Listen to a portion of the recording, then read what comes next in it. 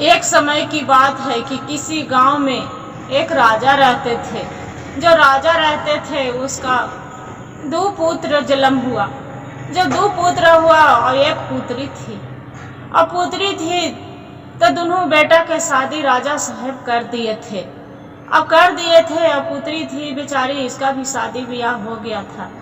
और बाकी भगवान के महिमा है सूर्य भगवान के कि नहीं, राजा साहब के दो पुत्र में किसी को भी पुत्र नहीं, बाल बच्चा नहीं हो रहा था और नहीं पुत्री के भी जन्म, उसका भी एक बच्चा भी नहीं था। तीनों में भगवान से जाके राजा नदी के किनारे रोज जाके भगवान सूर्य भगवान के नदी में जल देते थे, पूजा करते थे।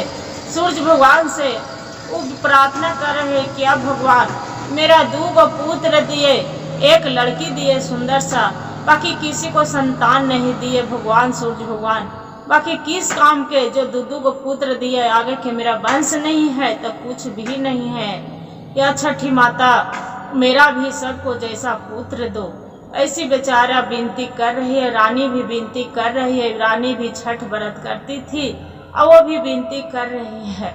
करते करते करते एक दिन के समय की बात हुआ। कुछ दिन छठ महीना आए।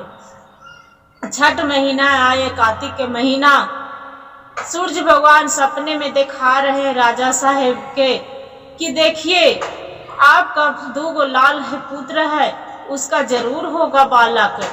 जे अपना बहू से बोलिए जाके कि गंगा जी के जाके स्नान करे, कार्तिक के महीना स्नान करे और स्नान करके और एक लोटा जल अर्पित करे और सूर्य भगवान वहां पर ही जाके जरूर आपको पुत्र होगा। ऐसा नहीं है कि पोता दुल्हन के होगा। दुल्हन बहू के जाके गंगा स्नान करने बोलिए और एक लोटा जल करने बोलिए।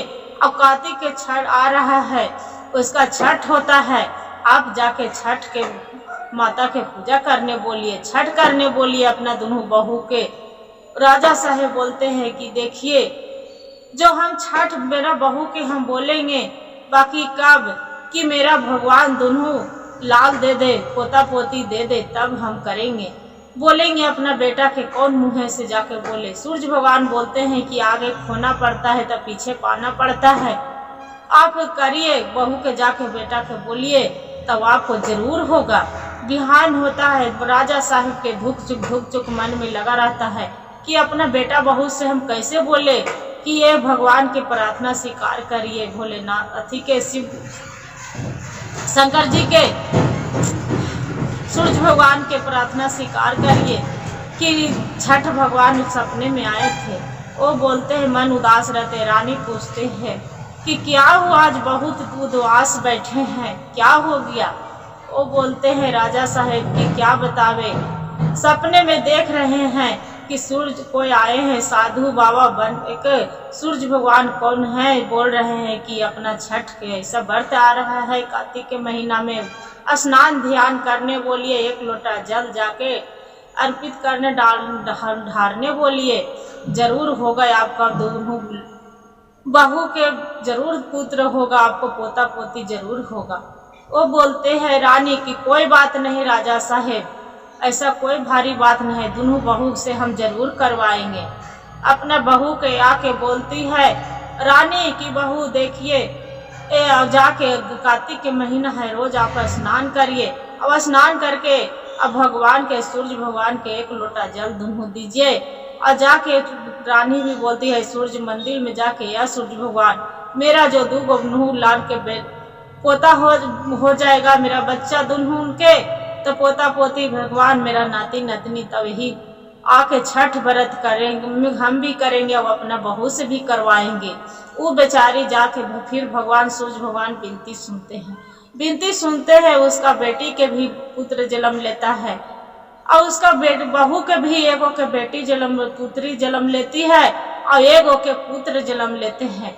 खुशी खुशी तीनों से फिर अगले साल पूरा धूमधाम से छठ व्रत मनाते रहते हैं, करती है धूमधाम से।